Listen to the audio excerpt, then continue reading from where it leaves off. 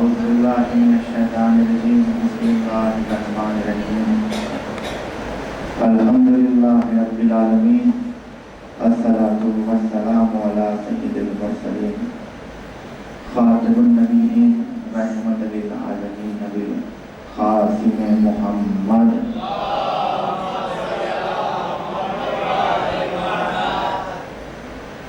وعلى أهل بيته الطيبين الطاهرين المعصومين المظلومين ولعنة الله على أعدائهم أجمعين من يومنا هذا إلى يوم الدين صلوات.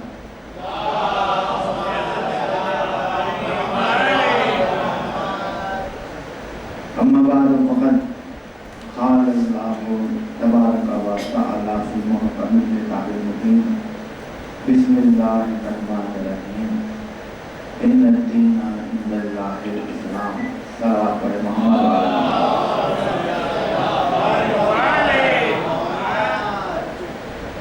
قدردان محروم سربنا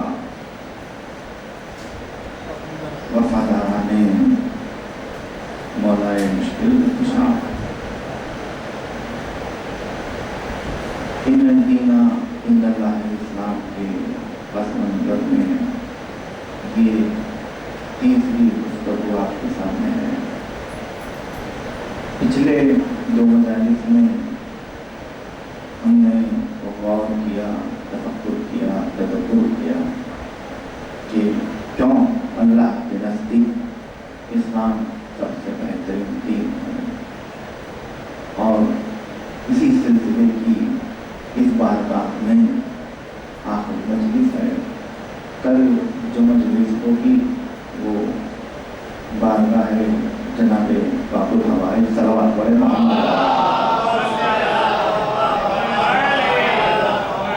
اس بارگاہ میں منعقد ہے مجلس، وہ بھی ایک خاص عنوان پر رہے گی. بہرحال یہ جو عنوان ہے ان الدین عند اللہ الاسلام، اس عنوان پر یہ آخری مجلس ہے. کل کی مجلس کا عنوان کچھ خاص رہے گا. مومنین کرام، جب اللہ نے اعلان کر دیا میرے نزدیک سوائے اسلام کے کوئی دین ہے ہی نہیں، تو آپ اس پر غور کریں کہ مسلمانوں کی آبادی میں کتنے ایسے فرقے ہیں جو یہ دعویٰ کرتے ہیں کہ اسلام ہمارے پاس ہے. آپ کسی سے بھی پوچھ لیجیے، ہر کسی کا یہی دعویٰ رہے گا کہ اسلام ہمارے پاس ہے، اسلام ہمارے پاس ہے، اسلام ہمارے یہاں ہے. اب رسول اللہ کی حدیث میں موجود ہے کہ میری امت کے 73 فرقے ہو گئے، 73 فرقے ہو گئے، اور وہ تمام فرقوں میں سے 72 جہنم میں جائیں گے، ایک ناجی ہے، یعنی ایک جنت میں جائے گا. اگر آپ یہ 72 73 جتنے بھی فرقے ہیں سب سے سوال کریں گے کون ہے اللہ کا پسندیدہ دین، یعنی یہ یوں کہوں الفاظ کو بدل کر کہ یہ 73 فرقے جتنے بھی ہیں سب یہی کہتے ہیں کہ حقیقی اسلام ہمارا بھی ہے. اور برسوں سے یہی جھگڑا چلتا آ رہا ہے. تو یہ جو جھگڑا چلتا آ رہا ہے وہ جھگڑا مسلمانوں کا ہرگز نہیں ہے، میں نہیں مانتا. یہ جھگڑا مسلمانوں کا ہرگز نہیں ہے، بلکہ یہ جھگڑا ہے قرآن کا اور روایت کا. یہ قرآن کا جھگڑا ہے اور روایت کا جھگڑا ہے. آپ دیکھیں گے تو روایتیں آپ کو کچھ اور کہتی ہے، آیتیں آپ کو کچھ اور کہتی ہے.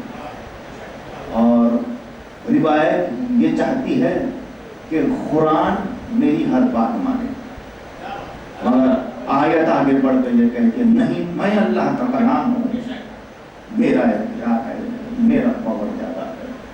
تو یہ جو جھگڑا چلتا آ رہا ہے فرقوں کے درمیان، یہ مسلمانوں کے درمیان کوئی جھگڑا ہے بھی نہیں، بلکہ یوں کہوں یہ جھگڑا ہے مسلمان اور قرآن کے درمیان۔ مسلمان یہی چاہتا رہا کہ قرآن ہمارا نفس اور ہماری انا اور ہمارا دل جو چاہے وہ قرآن چاہے۔ قرآن نے کہا نہیں، یہ ہرگز نہیں ہو سکتا، بلکہ یہ جو قرآن ہے وہ اللہ کی کتاب ہے، اور اللہ کی کتاب جو ہے وہ حجت ہے۔ تو دیکھیے چند باتیں آپ کی خدمت میں عرض کیے دیتا ہوں، فیصلہ آپ کر لیجیے، میں فیصلہ نافذ کرنے والا نہیں ہوں، فیصلہ آپ کا ہے۔ میں بات آپ کے سامنے رکھوں گا کہ روایت کچھ اور کہتی ہے، آیت کچھ اور کہتی ہے۔ روایت یہ کہتی ہے کہ نبی کی زندگی کے دو حصے ہیں، روایت کہتی ہے قرآن کی پیغمبر اسلام کی زندگی کے دو حصے ہیں، ایک نبی کی حیثیت سے، ایک بشر کی حیثیت سے۔ یہ روایت نے کہا، قرآن میں نہیں۔ جیسے ہی روایت نے یہ کہا کہ نبی کی زندگی کے دو حصے ہیں، ایک نبی کی حیثیت سے، ایک بشر کی حیثیت سے، تو قرآن نے آگے بڑھ کر روایت کے منہ پر ایک تماچا مارا، خبردار، نبی کی زندگی کے دو حصے نہیں ہیں، وما محمد الا رسول، یہ محمد ہے ہی نہیں سوائے رسول کے۔ آیت کچھ اور کہتی ہے، روایت کچھ اور کہتی ہے۔ فیصلہ مسلمانوں پر چھوڑ دیا، روایت کا انکار کر کے زندہ رہے یا آیت کا انکار کر کے زندہ رہے۔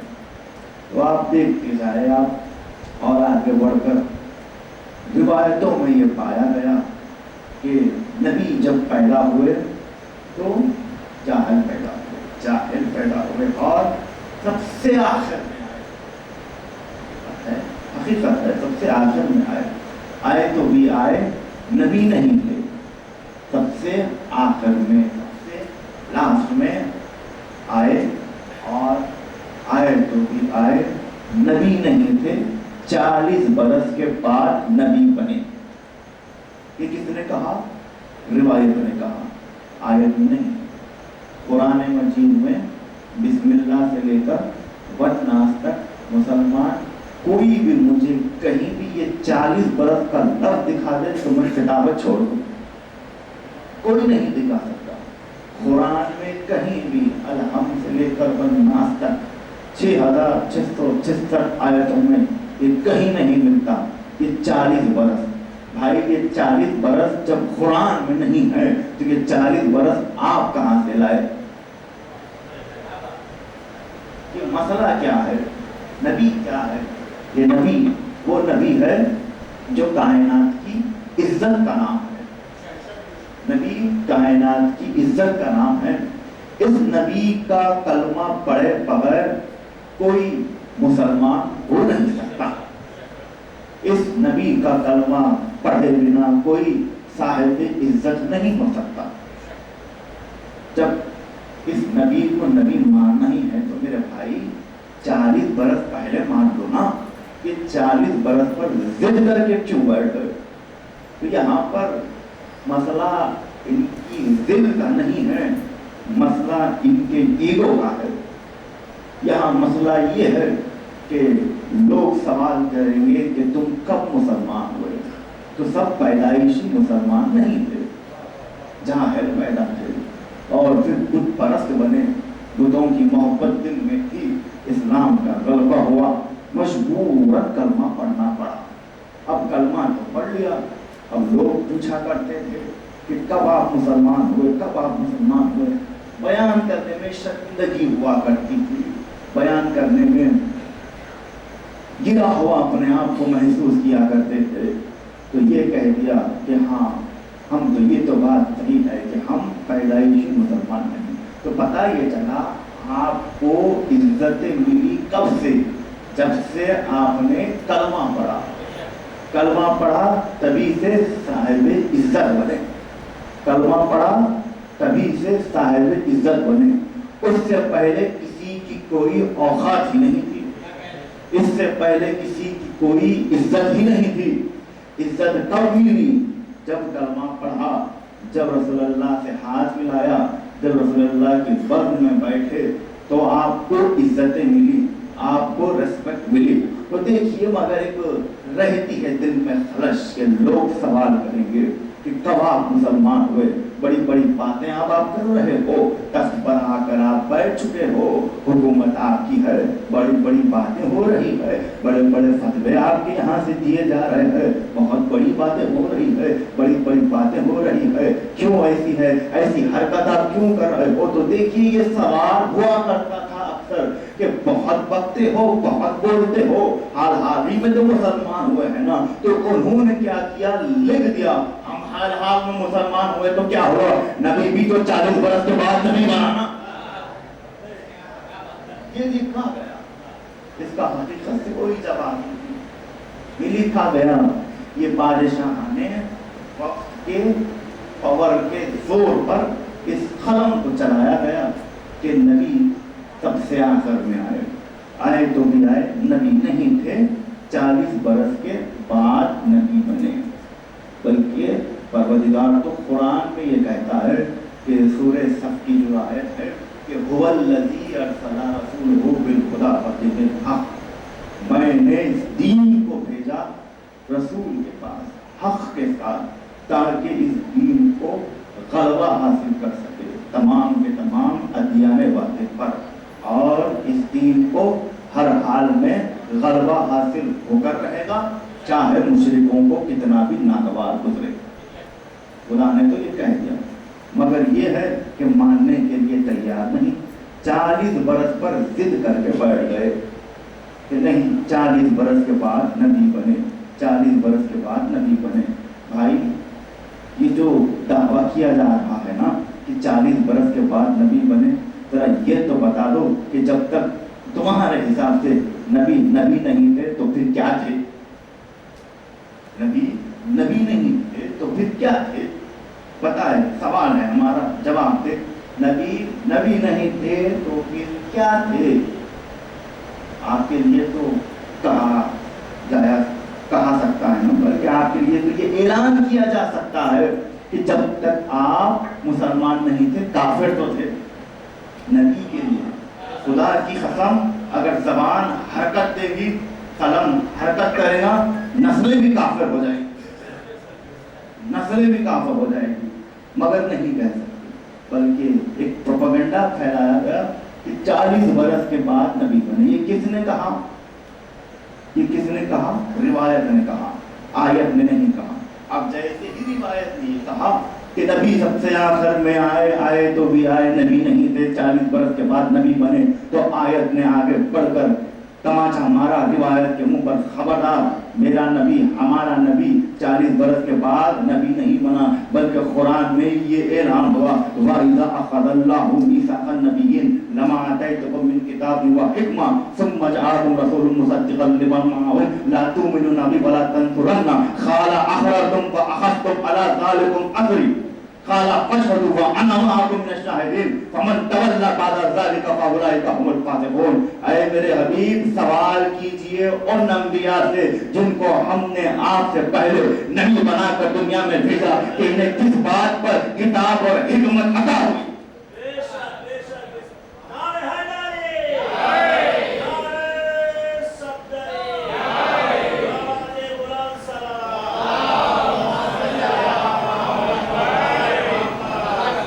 किस बात पर इन्हें किताब अता हुई, किस बात पर इन्हें हिकमत अता हुई। तो अज़ीज़ान मोहतरम, लिख तो दिया कि नबी सबसे आखिर में आए तो भी आए, नबी नहीं थे। अब आयत का क्या करेंगे? आयत तो लिखी कहती है ना कि सवाल किया कीजिए। कब सवाल किया कीजिए? जब रसूलुल्लाह मिराज पर गए, उस वक्त ये आयत हुई। मेरे हबीब, सवाल कीजिए आदम से, नूह से, इब्राहिम से, इस्माइल से, इसहाक से, यहया से, ज़करिया से, यूनुस से, यूसुफ से, ज़करिया से, तमाम अंबिया से सवाल किया कीजिए कि हमने इन्हें किस बात पर किताब और हिकमत अता किया, किस बात पर? इसी बात पर हमने किताब और हिकमत इन्हें अता किया। آنے والا ایک مصدق نبی آئے گا. اللہ نے تمام انبیاء سے کہا خالا اخررتم، کیا تم سب اقرار کرتے ہو؟ تمام انبیاء نے کہا خالو اخررنا، ہاں ہم سب اقرار کرتے ہیں. جب تمام انبیاء نے وعدہ کر لیا، کیا وعدہ کر لیا؟ کہ اس نبی کو مانیں گے بھی اور اس نبی کی نصرت بھی کرو گے، اس نبی کی نصرت بھی کریں گے. اللہ نے کہا خالہ فاشہدوا، گواہ ہو جاؤ، وَأَنَا مَعَكُم مِّنَ الشَّاهِدِينَ، میں بھی تمہارے ساتھ اس گواہی میں شامل ہوں. اور پھر جلال کے انداز میں اللہ یہ کہہ رہا ہے کہ فَمَن تَوَلَّىٰ بَعْدَ ذَلِكَ فَأُولَٰئِكَ هُمُ الْفَاسِقُونَ. اگر تم نے اس وعدے سے اپنا منہ موڑ لیا، تمہاری نبوتیں تو ایک طرف، تم سب کے سب فاسق ہو جاؤ گے. اللہ ہے اللہ کا پروردگار. الوات پڑھیں محمد. یہ کیا تیور ہے قدرت کے کہ کسے اللہ کہہ رہا ہے، کس سے اللہ مخاطب ہے. آدم معصوم نبی ہے، نوح معصوم نبی ہے، تمام انبیاء سے مخاطب کر کے اللہ کہہ رہا ہے اگر ایک لمحے کے لیے بھی تم نے میرے حبیب کی نصرت سے منہ موڑا، آدم تمہاری نبوت تو ایک طرف، تم فاسق ہو جاؤ گے. نوح تمہاری نبوت تو ایک طرف، تم فاسق ہو جاؤ گے. یحییٰ تمہاری نبوت تو ایک طرف، تم فاسق ہو جاؤ گے. تو مومنین کرام، حضرات گرامی القدر، اس وعدے کی تصدیق کب ہوئی؟ اس وعدے کی تصدیق کب ہوئی؟ اور یہ جو آیت کہتی ہے، آیت صاف صاف یہی کہتی ہے کہ تمام انبیاء نے وعدہ کیا نبی کی نصرت کا، نبی کی نبوت کا اقرار کیا، تب جا کر یہ نبی بنے، تب جا کر یہ نبی بنے. اب میرا سوال یہ ہے، یہ آدم سے پہلے نبی نہیں تھے، آدم نے کس کا اقرار کیا تھا؟ یہ آدم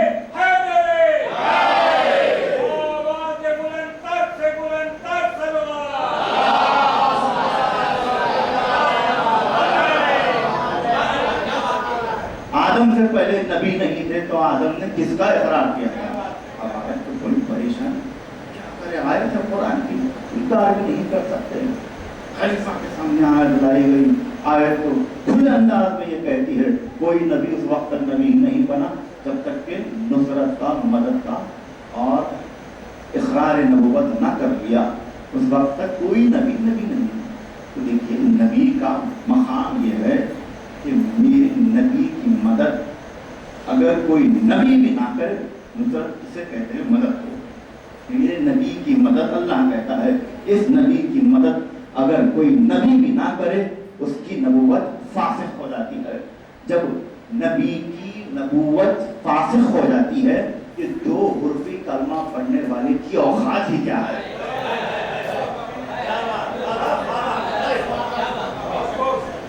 یہ لوگوں کی اوقات ہی کیا ہے. یہاں نبوت فاسق ہو جاتی ہے. مدد بھی کرنا، نصرت بھی کرنا ہے ہر حال میں. اسے میدان سے اکیلے چھوڑ کر چلے نہ جانا، اسے میدان میں اکیلا چھوڑ کر چلے نہ جانا. اے آدم، اے نوح، اے ابراہیم، اے اسماعیل، ایک لمحے کے لیے بھی تم نے میدان جنگ میں اس نبی کو اپنی پشت دکھائی تو تمہاری نبوت فاسق ہو جائیں گی. یہ جو بھاگ گئے تھے جنگی عہدے، ان کے ایمان کی کیا دلیل ہے؟ یہ ان کے ایمان کی کیا دلیل ہے؟ تو پتہ یہ چلا کہ آدم سے پہلے کس نے کہا کہ 40 برس کے بعد نبی بنے اور پھر آخر میں آئے اس کے بعد نبی بنے. مگر آئے کیا کہتی ہے؟ آدم سے پہلے نبی تھے، آدم کو نبوت ملی اس نبی کی وجہ سے. یہ کس نے کہا؟ آیت میں. تو روایت کچھ اور کہتی ہے، آیت کچھ اور کہتی ہے. جھگڑا چل رہا ہے مسلمانوں کے درمیان روایت میں اور آیت میں. تو دیکھیے آپ، یہ جو آیت جو قرآن مجید میں ہے، بہت فکر چلی اس آیت کو، بہت تدبر کیا گیا، بہت زیادہ تفکر کیا گیا، غور کیا گیا کہ یہ آیت بلکہ امت مسلمہ یہی مانتی ہے کہ نبی کب سے آخر میں آئے، نبی نہیں تھے، 40 برس کے بعد نبی بنے. آیت تو یہ کہتی ہے کہ آدم سے پہلے نبی تھے. کیا کیا جائے؟ بہرحال یہ فتویٰ دیا گیا کہ اس آیت کو قرآن سے نکالا جائے۔ اب دیکھیے اہل بیت اطہار کے حق پر تو ظلم ہو گیا تھا، اب قرآن پر بھی ظلم ہو رہا تھا۔ سلمان محمدی گزرے، سلمان محمدی نے کہا ایسا مت کرو، وارث قرآن سے پوچھ تو لو آخر مسئلہ کیا ہے، یہ آیت کب نازل ہوئی؟ بلکہ یہ اعلان کیا گیا کہ ہم تو ہمیشہ رسول اللہ کے ساتھ رہا کرتے تھے، کبھی نہ کسی صحابی نے دیکھا نہ کبھی سنا کہ یہ آیت نازل ہوئی، کب نازل ہوئی، اس کا راوی کون ہے، اور کس نے سنا، کس سے کہا، رسول اللہ نے کچھ مل ہی نہیں رہا تھا۔ تو جب مولا کائنات کے سامنے اس مسئلے کو رکھا گیا تو مولا کائنات نے کہا یہ آیت نہ مدینے میں نازل ہوئی، نہ مکے میں نازل ہوئی، نہ عرب میں نازل ہوئی، نہ عجم میں نازل ہوئی، بلکہ یہ آیت اس وقت نازل ہوئی جب پیغمبر اسلام معراج پر تشریف لے گئے، جب معراج پر تشریف لے گئے اور جب چھٹے آسمان پر سے ساتویں آسمان پر جا رہے تھے، پروردگار عالم نے تمام انبیاء آدم سے لے کر عیسیٰ تک 1,24,000 انبیاء کو ایک جگہ پر جمع کیا اور پھر کہا اے آدم، اے نوح، اے 1,24,000 انبیاء، بتاؤ ہم نے تمہیں کتاب و حکمت کس بات پر عطا کی؟ تو عرش الہی لرز اٹھا صرف اس ایک آواز سے، جب تمام انبیاء آدم سے لے کر عیسیٰ تک ایک ایک نبی نے ہم آواز اور ایک آواز ہو کر کہا النبوت کا بالولایت کا علی ابن ابی طالب۔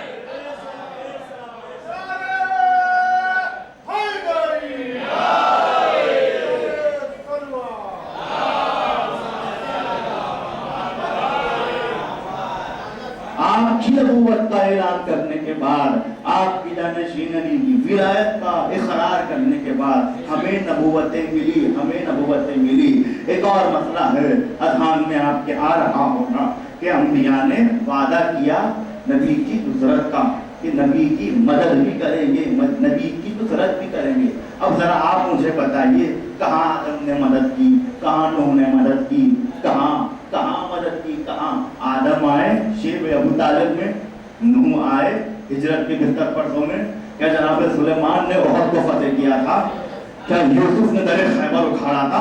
کون آیا بھائی، کون آیا؟ پتا ہے مجھے کوئی ایک نبی آیا؟ نہیں آیا، جب نہیں آیا نصرت نہیں کی، جب نصرت نہیں کی تو وعدہ خلافی کی، وعدہ خلافی کی تو اللہ کہہ رہا ہے تمہاری نبوتیں تو ایک طرف، تم سب کے سب فاسق ہو جاؤ گے۔ اب یہ آیت تو سر درد بن گئی، یہ کیا ہے؟ کیا کیا جائے اس آیت کا؟ نہ آدم آئے، نہ نوح آئے، نہ عیسیٰ آئے، نہ زکریا آئے، نہ یونس آئے، نہ یوسف آئے۔ بڑی پریشانی کی بات ہے یہ کہ کوئی آیا ہی نہیں، جب آیا ہی نہیں تو مدد نہیں کی تو ان کی نبوت فاسق ہو گئی۔ تو دیکھیے پیغمبر اسلام نے اپنے لبوں کو جنبش دے کر سوالات انبیاء کی نبوتوں کو یہ کہہ کر بتا دیا کہ من یرادہ فینظر الی آدم فی علمہ وإلی نوح فی تقویہ وإلی ابراہیم فی خلتہ وإلی یوسف فی ہیبتہ وإلی عیسیٰ فی زہدہ فینظر الی وجہ علی ابن ابی طالب۔ آدم کو ان کے علم میں، نوح کو ان کے تقوی میں، ابراہیم کو ان کی خلت میں، موسیٰ کو ان کی ہیبت میں، یوسف کو ان کے جمال میں، جو 1,000,000 انبیاء کے صفات، معجزے، کمالات ایک جگہ دیکھنا چاہتا ہے تو تنہا علی کو دیکھ لے۔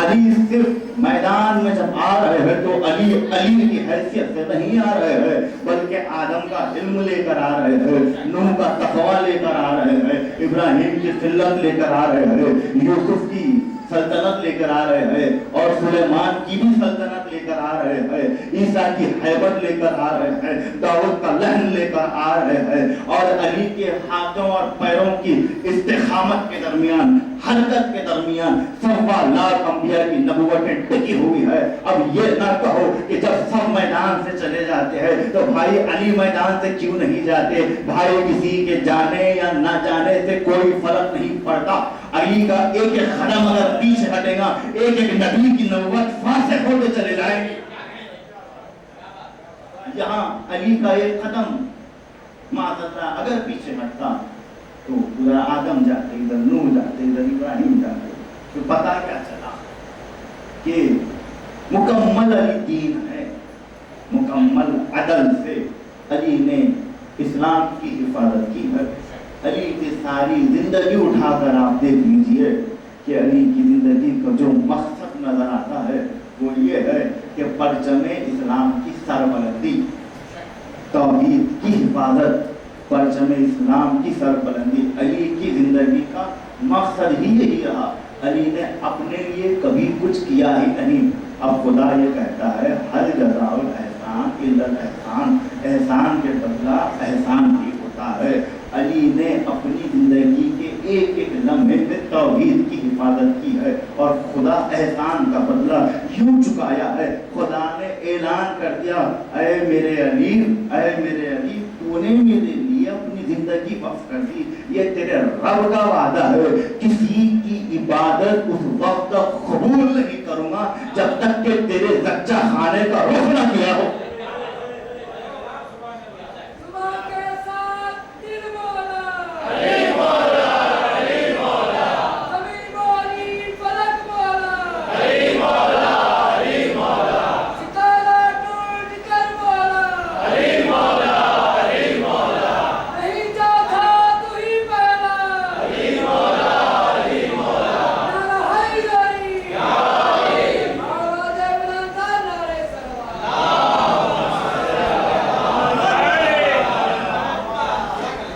عبادت کر رہے ہیں علی کے زچہ خانے کی طرف رخ کر کے, اور ساری کائنات کو, ساری دنیا کو سمیٹ کر اللہ بلوا رہا ہے خانہ کعبہ کی طرف. اب آپ گواہ ہیں, آپ نے بھی دیکھا ہوگا کہ جب کوئی حاجی حج کر کے واپس آتا ہے تو اسے اتنی عزتیں دی جاتی ہے, اتنی عزتیں دی جاتی ہے, اتنی عزتیں دی جاتی ہے, نہ ان کے باپ کو اتنی عزت ملی, نہ اس کے دادا کو اتنی عزت ملی. اتنی عزت صرف حج کرنے پر اسے مل جاتی ہے. لوگ آتے ہیں, سارا خاندان چلا آتا ہے, اکیلا نہیں آتا, ہار لے کر آتا ہے, پھول لے کر آتا ہے, استقبال اس کا کیا جاتا ہے, عزتیں اس کو دی جاتی ہے. تو پتہ یہ چلا حج مسلمانوں کی عزت کی انتہا ہے. حج مسلمانوں کی عزت کی انتہا ہے. جو مسلمانوں کی عزتوں کی انتہا ہے وہ علی کی ابتدا ہے.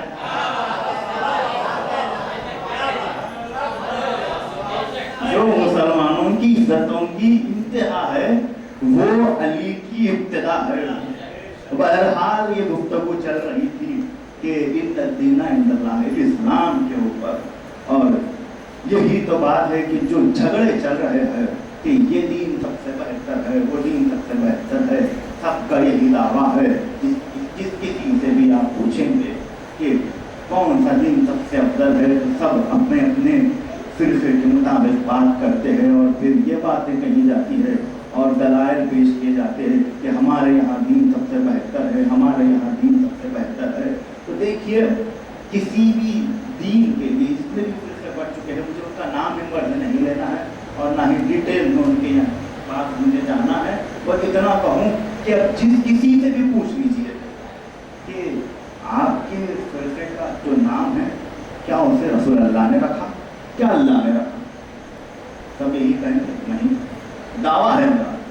کسی سے بھی پوچھ لیجیے کیا آپ کے فرقے کا نام رسول اللہ نے رکھا یا اللہ نے رکھا, سب کہیں گے نہیں, فلاں فلاں شخصیت نے رکھا, فلاں آبا و اجداد نے رکھا, اور یہی چلتا ہوا آ رہا.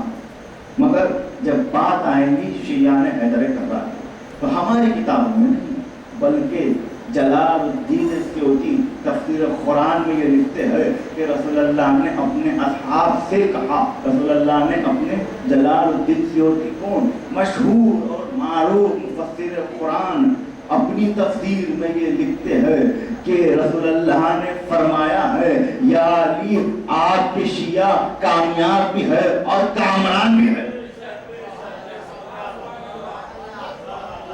آپ کے شیعہ آپ کے چاہنے والے کامیاب بھی ہے کامران بھی ہے. تو یہاں پر در علی پر آنے سے لوگوں کو کامیابی ملتی ہے, لوگوں کو کامرانی عطا ہوتی ہے. یہاں پر کامیابی ہے. زندگی کا جو انسان کا مقصد ہوتا ہے وہ کیا ہے؟ کامیابی. کامیابی کون سی کامیابی؟ یعنی حشر کے میدان میں نجات پانا, یہ کامیابی ہے. تو دین ایسا ہونا چاہیے جو انسان کو نجات دے. خدا نے دیکھا کہ یہ کتنے دین ہے, خدا نے نگاہ ڈالی زمین پر یہ کتنے دین ہے, کس کو نجات ملے گی کس کو نجات نہیں ملے گی. اب خدا نے دیکھا کہ نجات کہاں ہے, اب دیکھا اللہ نے نجات اسلام میں ہے, تبھی تو اللہ نے کہہ دیا ان الدین عند اللہ الاسلام, میرے نزدیک بہترین دین اسلام ہے.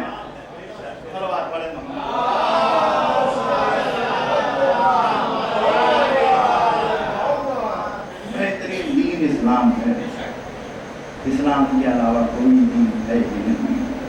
مومنین کرام مسلسل یہ گفتگو چلی رہی تھی اور اس بات پر روشنی بھی ڈالی گئی کہ معصومین نے تلوار کے ذریعے نہیں علم کے ذریعے اسلام کو ترویج دی ہے, علم کے ذریعے اسلام کو بڑھایا ہے. اتنے خطبے موجود ہیں, اتنے واقعات موجود ہیں, اتنے ارشادات موجود ہیں کہ جب ائمہ علیہم السلام کا حیات تھے, ظاہری طور پر جب دنیا میں تھے تو وہ خود سپر بنے ہوئے تھے اسلام کے لیے, اور آج نہیں ہے اور 12 امام پڑھ رہے غیب میں ہے. صلوات پڑھے محمد. تو ان کے ارشادات, ان کے اقوال, ان کے خطبے اسلام کی سپر بنے ہوئے تھے. تو ہر حال میں اسلام کو نجات ملتی ہے تو در اہل بیت سے. یہ ہر دور میں تیار رہے, چاہے جیسا بھی سوال ان کے سامنے کیوں نہ آ گیا, فوراً اسی وقت جواب دیا گیا. ایک شخص آیا چھٹے امام کے پاس, صلوات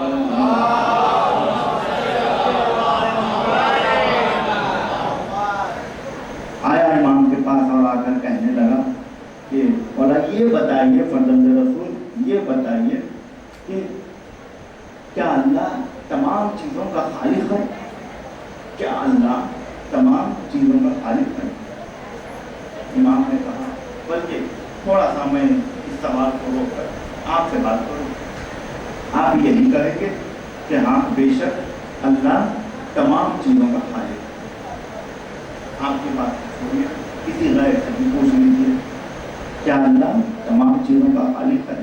سب یہی کہیں گے بے شک اللہ تمام چیزوں کا خالق ہے. حقیقت بھی ہے, ہمارا عقیدہ بھی یہی ہے کہ پروردگار عالم تمام چیزوں کا خالق ہے. مگر جب امام سے سوال کیا گیا, روح الحیات علامہ مجلسی کی کتاب ہے, وہ اس میں لکھتے ہیں کہ امام سے پوچھا گیا مولا بتائیے کیا اللہ تمام چیزوں کا خالق ہے؟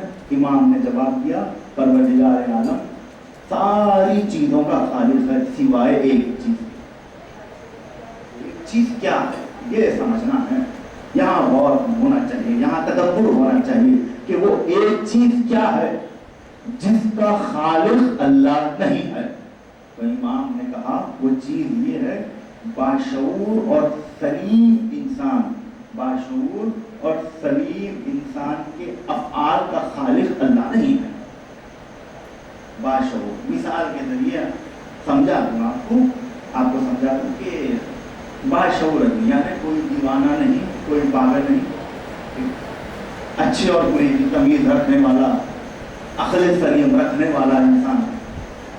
اس کے جو افعال ہوتے ہیں, مسجد کا خالق کون؟ اللہ. بندے کا خالق کون؟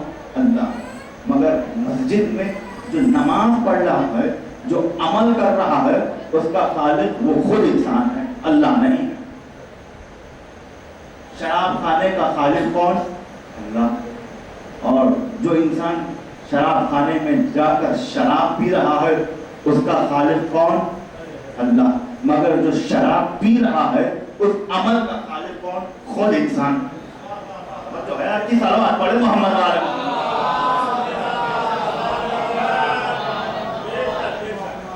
یعنی انسان اپنے اعمال کا خود خالق ہے. امام نے دلیل بھی پیش کی کہ اگر یہاں پر بھی انسان کے تمام اعمال کا بھی خالق خود اللہ ہوتا، انسان اچھائی بھی کرتا ہے، انسان برائی بھی کرتا ہے، اور حشر کے میدان میں جب فیصلہ ہوگا تو انسان یہ کہہ دے گا کہ یہ تیرے عدل کے خلاف ہے، تیری مرضی تھی تو میں نے چوری کی، تیری مرضی تھی تو میں نے قبضہ کیا، تیری مرضی تھی، تیرا ہی اختیار تھا، بلکہ تیرا ہی اختیار تھا، اسی لیے میں نے قتل کیا. تو یہ عدل نہیں ہوگا، یہ انصاف نہیں ہوگا. تو اللہ انسان کے اعمال کا خالق نہیں ہے، انسان کے اعمال کا خالق وہ خود ہے.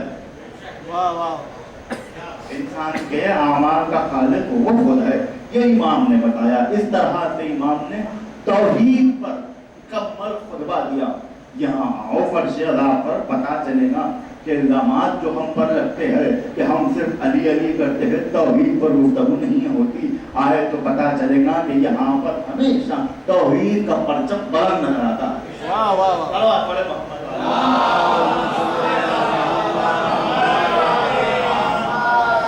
تو امام نے بتایا ہر چیز کا خالق اللہ ہے، مگر انسان کے اپنے اعمال کا خالق اللہ نہیں ہے. نہیں ہے، نہیں ہے. کیوں نہیں ہے؟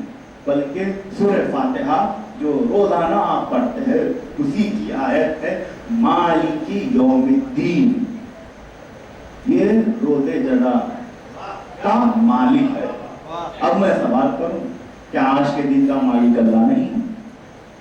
جب سے وہ کن کہہ دیا، جب سے ہر چیز کا مالک اللہ ہے. مگر اللہ نے قرآن میں کہا میں مالک یوم الدین، یعنی روز جزا کا مالک. اب یہاں پر یہ جو ایام چل رہے ہیں، یہ جو آپ کی زندگی چل رہی ہے، اس میں آپ کو مختار بنایا گیا، آپ کو اختیار کیا گیا کہ آپ کچھ بھی اعمال کر سکتے ہیں. آپ کو آزادی دی گئی، آپ کو چھوٹ دی گئی، مگر حشر کے میدان میں کسی کو کچھ اختیار چلنے والا نہیں. چلے گا تو بس اللہ کا چلے گا، اور اللہ اپنے ائمہ طاہرین اہل بیت اطہار کو مقرر کر دے گا نجات کے لیے اور جہنم میں ڈالنے کے لیے. کیوں؟ اللہ کا اختیار ہے، اللہ کا اختیار ہے اہل بیت اطہار کے پاس. کیوں؟ ارے انہوں نے ہجرت کی شب رسول کے بستر پر سو کر اپنے نفس کو پیش کر اللہ کی مرضی رہی تھی. اب اللہ کی مرضی ان کے پاس ہے، ان کا اختیار نجات دے یا جہنم میں ڈالے. یعنی حشر کے میدان میں اہل بیت اطہار کا جلوہ نظر آئے گا. کیا سمجھ میں؟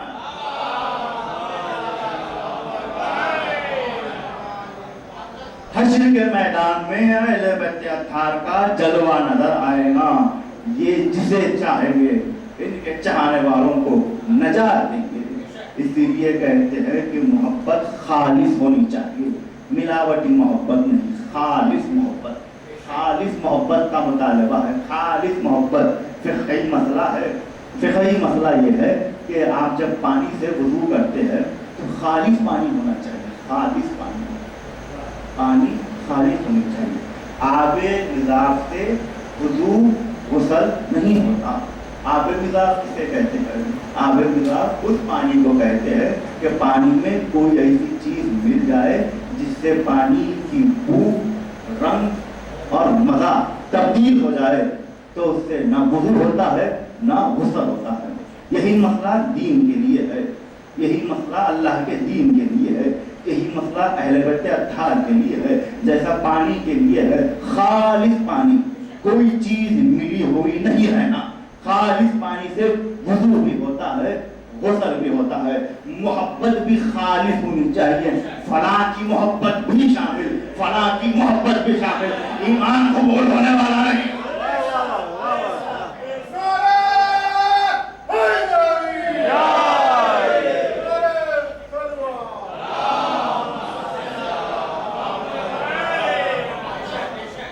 خالص محبت کا ہے. کسی نے پوچھا 5ویں امام سے کہ اللہ کی رضا کیا ہے, اللہ کی رضا کیا ہے, تو امام نے جواب دیا اللہ کی رضا ہے میری جدہ فاطمہ زہرا.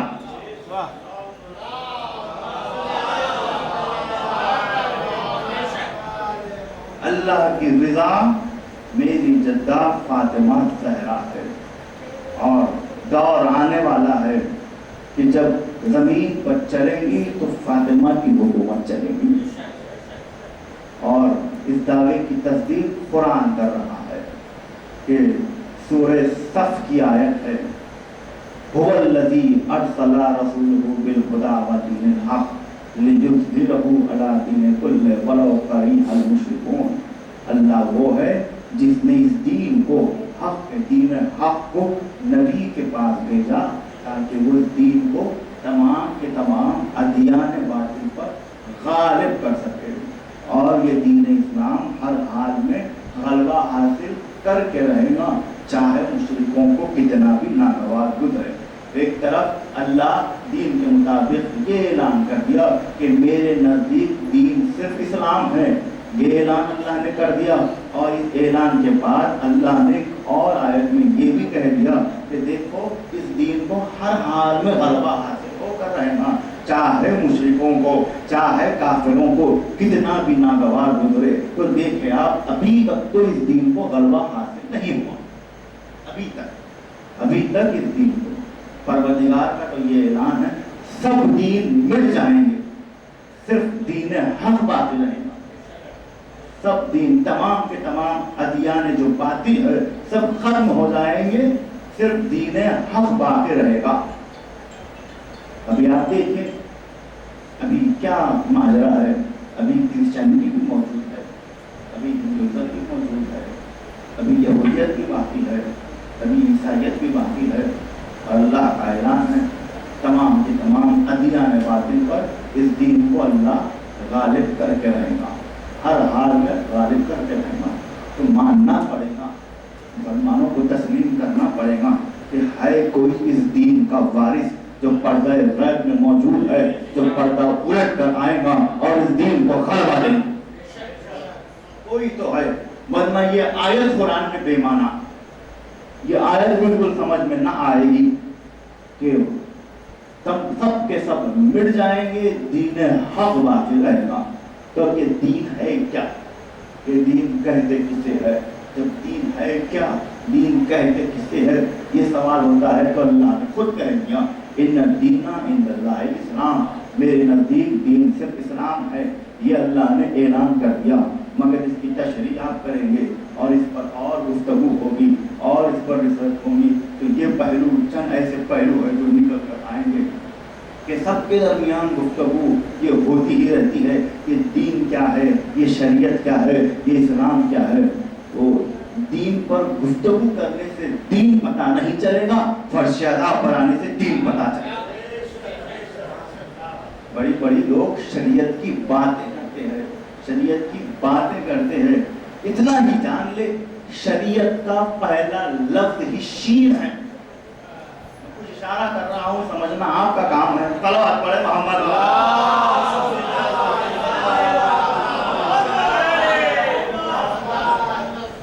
شریعت کا پہلا لفظ ہی شین ہے, شریعت کا. اور آپ آگے دیکھتے جائے شریعت میں حرف بھی 5 ہے, شین, رے, یہ, عین, تے, 5. پنجتن بھی 5, شریعت بھی 5. پنجتن بھی 5 ہے, شریعت بھی 5 ہے. آیت تطہیر جن کی شان میں نازل ہوئی وہ بھی 5 ہے. تطہیر کے لفظ پر اگر غور کریں گے تو تطہیر میں حرف بھی 5 ہے. صلوات پڑھو.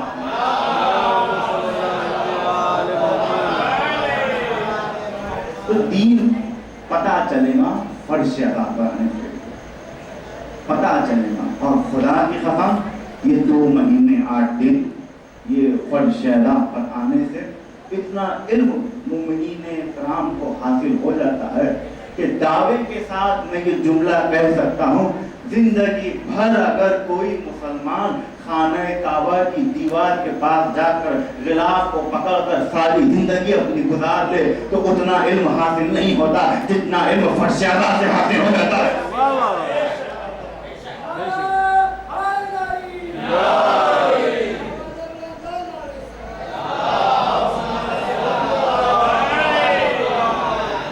मुझे नतीजा देना है, मुझे आज नतीजा देना है मजलिस का, तो बहुत ज्यादा आप बेदार हो जाए कि दीन पता चलता है हुसैन के फर्श पर आने से। खाने काबा में भी दीन पता नहीं चलेगा, हुसैन की मजलिसों से पता चलेगा कि दीन कहते किसे है, दीन क्या है। ये हुसैन की मजलिसों में पता चलेगा कि दीन किसे कहते हैं।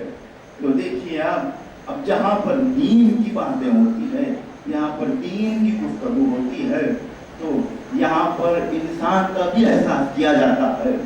देखिए आप तो यहाँ बिलाई में मौजूद है, खुदा हम सबको ज़ियारतों से मुशर्रफ फरमाएं। हम जाएंगे तो देखेंगे कि जब लोग अरबईन के लिए करबला जाते हैं तो मंजर ऐसा होता है कि हर किसी के हाथ में तबरुक होता है, हर किसी के हाथ में। ये समझ में इंसान की नहीं आता कि तबरुक लेने वाला कौन है, तबरुक बांटने वाला कौन है, तबरुक लेने वाला कौन है, तबरुक बांटने वाला कौन है। जो भी है अपनी इस्तिताअत के हिसाब से खिदमत करता है, कुछ ना कुछ बांट देता है, कुछ ना कुछ दे देता है। तो पता ये चला हुसैन के नाम पर, इस दीन के नाम पर दुनिया बहुत खा रही है, दुनिया बहुत खा रही है। हुसैन नवाजने के लिए बैठा है, ये हुसैन नवाजने के लिए बैठा है। हिंदुस्तान ही की बात आप ले लीजिए कि हिंदुस्तान में इतनी मजलिसें हो रही है, इतनी मजलिसें हो रही है कि लखनऊ, जहाँ पर सबसे ज्यादा मजलिस लखनऊ में होती है, बॉम्बे में होती है, हैदराबाद में होती है, इतनी मजलिसें कि 24 घंटे बस लोग मजलिसें अदा में मुनक्किद होते हैं। और हैदराबाद का तो मैं खुद शाहिद हूँ कि मैं खुद ऐसा मंजर देखता हूँ कि कोई दिन ऐसा नहीं गुजरता, कोई एक दिन भी ऐसा नहीं गुजरता जिसमें कोई अज़ादार हुसैन भूखा रहता है। कोई भी दिन ऐसा नहीं गुजरता जिसमें कोई भी अज़ादार हुसैन भूखा रह जाए। यानी हुसैन के नाम पर सिर्फ एक शहर में इतना खिलाया जाता है। मैं हिंदुस्तान के तमाम शहरों की बात ही नहीं कर रहा हूँ, मैंने तो सिर्फ हैदराबाद को देखा तो ये आलम है, लखनऊ का क्या आलम होगा। मैंने हैदराबाद को देखा तो ये आलम है, बॉम्बे का क्या आलम होगा। मैंने हैदराबाद को देखा तो ये आलम है, रायपुर का क्या आलम होगा। मैंने हैदराबाद को देखा तो ये आलम है, चेन्नई का और बेंगलोर का क्या आलम होगा। तो मुझे ये दावा करने में कोई सुर्खी महसूस नहीं होनी चाहिए कि ये 2 महीने 8 दिन ये हुसैन के अज़ादार हुसैन के नाम पर उतना खर्च कर देते हैं जितना हिंदुस्तान की हुकूमत का बजट भी नहीं होता।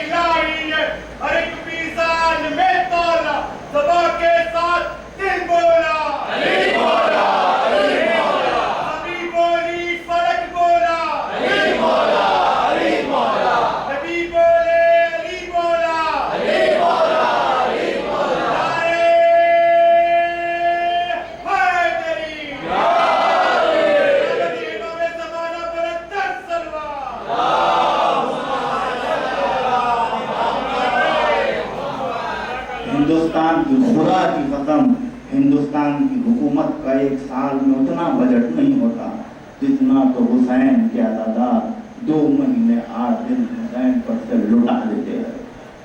ये हुसैन का करम है, हुसैन किसी का कुछ नहीं रखते। ये दीन है, ये है इस्लाम। यहाँ और यहाँ शरीयत की बातें होती है।